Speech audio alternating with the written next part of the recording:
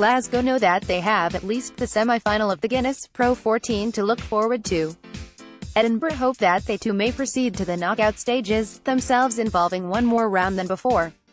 Whether they do so may depend as much on Ulster's fortunes against Munster in Limerick as on their own efforts. That game kicks off 2 hours before the final of the 1872 Cup at Murrayfield. So Edinburgh may take the field smiling if Ulster have failed to get a bonus point win. But if they have got a 5-pointer, then Edinburgh will still need a point this evening to go forward.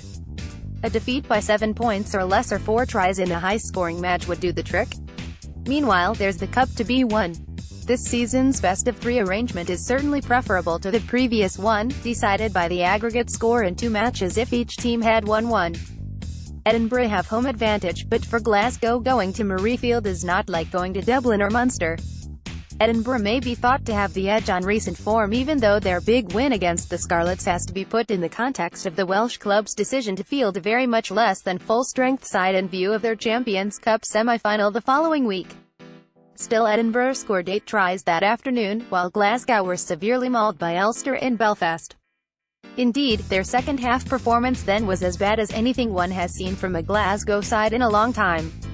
Both sides today are at something like full strength, if that is. Anyone anywhere knows just what either club's best starting 15 is. Though Glasgow have been the more successful of the two for some years now, Edinburgh's forwards have often had the better of it in these intercity clashes. There is also a feeling that Edinburgh are an improving club on the way up while Glasgow seem to be on a plateau.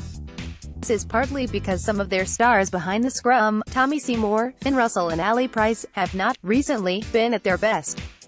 Seymour and Russell both start today, but Price has given way to young George Horne while Henry Pyrgos, regarded as the best game manager of Glasgow's 3 scrum halves, is on the bench.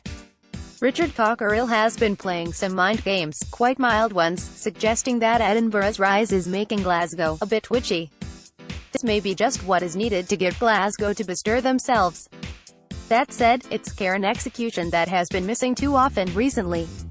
There were far too many handling errors against Ulster, partly perhaps because their overall game lacked fluency, and players were passing or offloading when under pressure.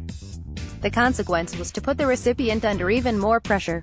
One likes to see an ambitious game, and on a good day Glasgow play that sort of rugby as well as anyone. But last week Leinster didn't make a single offload, as distinct from a pass, in the first half of the semi-final against the Scarlets, and won by a handsome margin. Though both sides have influential players not qualified for Scotland, Callum Gibbons in Glasgow's back row and Bill Mata in Edinburgh's, and a try-scoring Van der Merwe apiece, much interest as ever.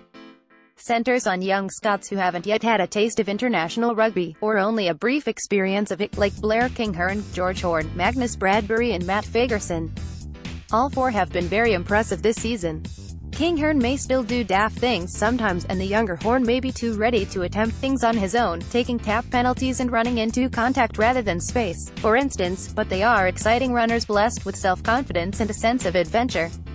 Bradbury had a terrific game against the Scarlets and looks to be developing into the player he promised to be when captained the Autumn Internationals in 2016, while the younger Fagerson seems to have all the skills and a good head on him too.